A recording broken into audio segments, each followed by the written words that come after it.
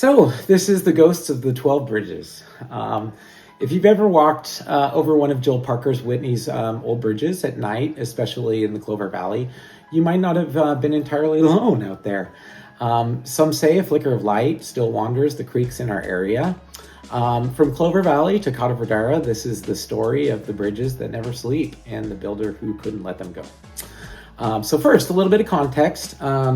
Joel Parker Whitney lived from 1835 to 1913 and was one of the most fascinating and eccentric figures in Placer County history. He came from money. His father was a wealthy New England businessman, but Joel had the spirit of an Old West bushwhacker in him. In his 20s, he headed west during the gold rush, not to dig for gold, but to invest in the property around it.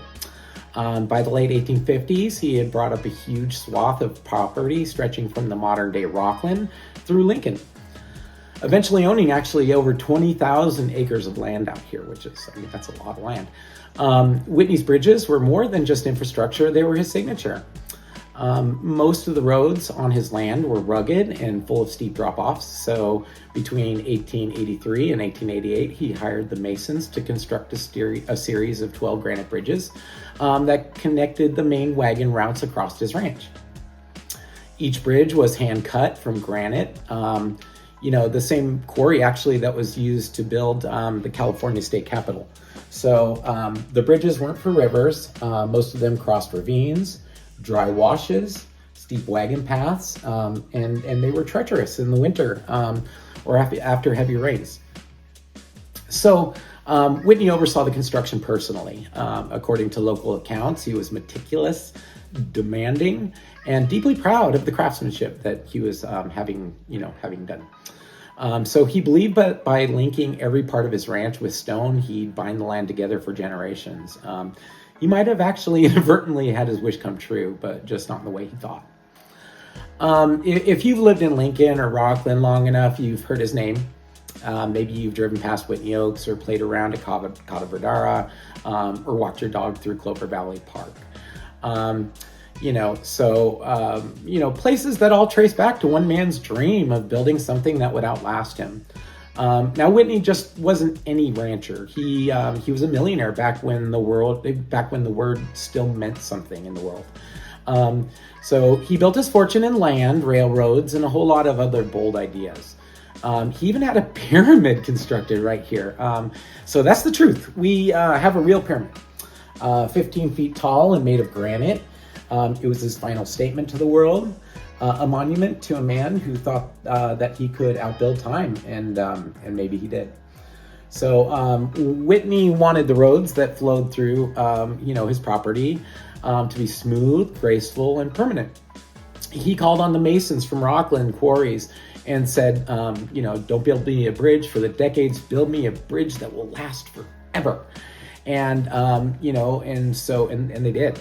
Granite, was delivered by wagon, hand-cut stones, and arches were set really tight when they built them. Neighbors thought he was crazy, where Whitney saw art. He named them the 12 Bridges of Spring, Valley, and the name stuck. All right, so walk over Clover Valley's Park Trail and you'll see one in arch, beauty tucked between oaks and stones darkened by time. So dog walkers, when they go out there, they say their pets freeze on it. Joggers feel the air get heavy. One teacher actually swears that on a field trip, they saw a lantern swaying underneath the arch. But he found nothing when he went down to investigate. So, some places just hold strange things. Maybe what's built to lasts in more ways than one. So wherever a bridge was buried, the stories rested. Wherever a bridge saw the light of day, the stories kept coming. So some call the figure that they see the bridge builder. Legend says that the masons buried most of them, to close this, whatever that means. It's cloaked in secrecy. So some think it's the Whitney himself, checking on his work for eternity. And that brings us to his final resting place, the Whitney Pyramid Tomb.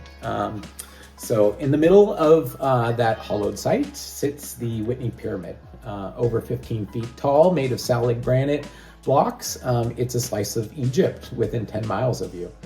It was built in the 1890s, and inside rests over 20 Whitneys, family, friends, loyal workers, visitors and kids who sneak in just say it doesn't feel right there. You just can't explain it. You should go and check it out for yourself. The earliest lights and shadows by the bridges started around the same time that the tomb was sealed, actually. So in the 1920s, people regularly saw a lantern drifting along the old estate road. In the 1940s, two railmen saw a coat-clad figure near today's Clover Valley Park. The face was lit by the moon, but he was transparent. So, man, those guys ran like hell and got out of there. Most people would. Decades later, the glow at Cota Verdera, a cold rush at Whitney Oaks, a faint clink of a hammer on stone. People connected the dots. The pyramid, the bridges, the ghost, some say Whitney wanders, checking the arches. When he finds one, buried, he rests. So the ones we still cross, those call him back. Ask folks who wander with their dogs at night in Cota Verdera about the Lantern Man near the 15th hole.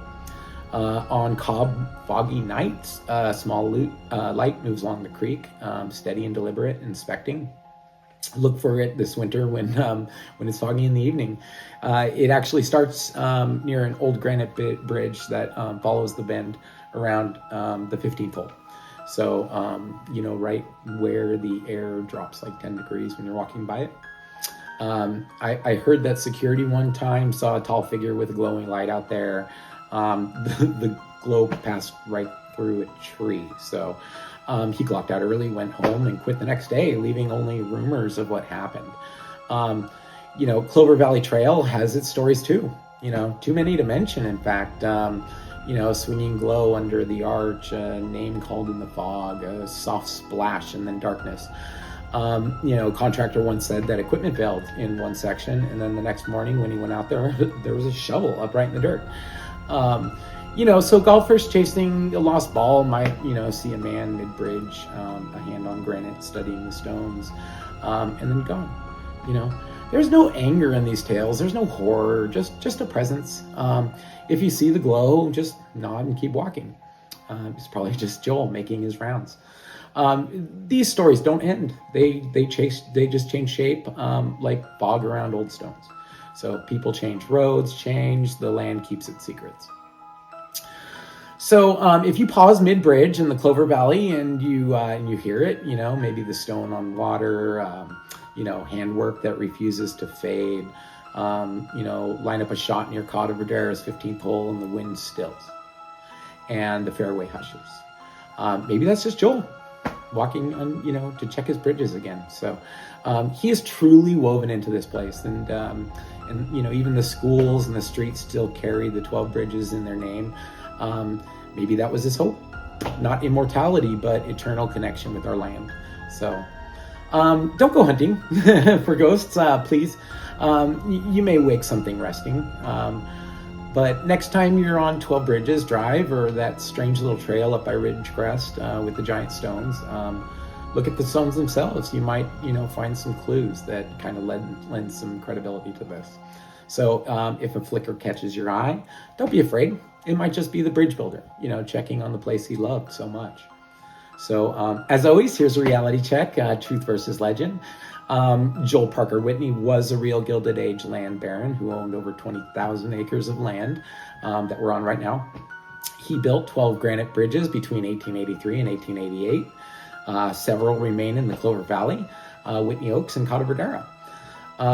The Whitney Pyramid, I think it's like 5 that are still, you're able to get to. So the Whitney Pyramid Tomb stands in Monument Park. The hauntings are folklore, no proven ghosts or cold spots, but that's a ghost story. But the stories, they continue to repeat, I guess, across decades, and maybe it's imagination, maybe it's memory, maybe it's pride baked in the granite, we just never know. So anyways, if you enjoyed this story, share it with somebody else who loves this town. Click like and add a short comment so that more of your neighbors will see it in their newsfeed in Facebook. So I would really appreciate if you do that because I want people to know about the history of Lincoln. All right. Thank you so much.